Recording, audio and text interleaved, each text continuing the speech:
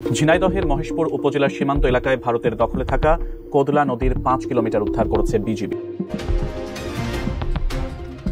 ঝিনাইদহের মহেশপুর উপজেলার মাটিলা সীমান্তে এক সংবাদ সম্মেলনে বিষয়টি নিশ্চিত করেন বিজিবির ৫৮ ব্যাটালিয়নের অধিনায়ক লেফটেন্যান্ট কর্নেল আজিজুস শহীদ। তিনি জানান, কোদলা নদীর পুনরুদ্ধারে বিজিবি দীর্ঘ অনুসন্ধান চালিয়ে নিশ্চিত হয় যে স্বাধীনতার পর থেকেই এই নদীর অংশটি বিএসএফের দখলে ছিল।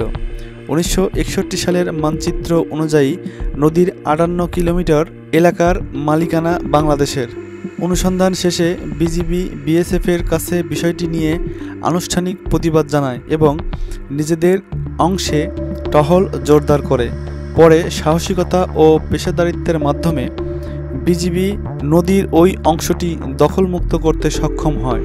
বর্তমানে সেখানে বিজিবির টহল আরও জোরদার করা হয়েছে এবং যন্ত্রচালিত নৌকা ও অলট্রেন যান বরাদ্দ দেওয়া হয়েছে।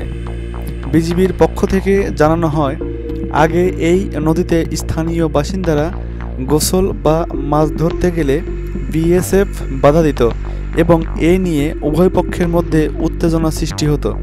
তবে এখন নদী ব্যবহার করতে আর কোনো বাধা নেই। স্থানীয়রা স্বাভাবিকভাবে মাছ ধরা ও চাষাবাদ শুরু করেছে। সংবাদ বিজ্ঞপ্তিতে বিজিবি আরও জানায়, মুক্তিযুদ্ধের পর থেকেই বিএসএফ এই নদীতে আধিপত্য বিস্তার করেছিল।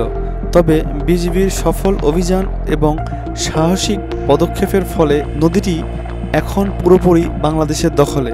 নদী পুনরুদ্ধারের পর থেকে ভারতীয়দের আর কোনো গতিবিধি দেখা যায়নি।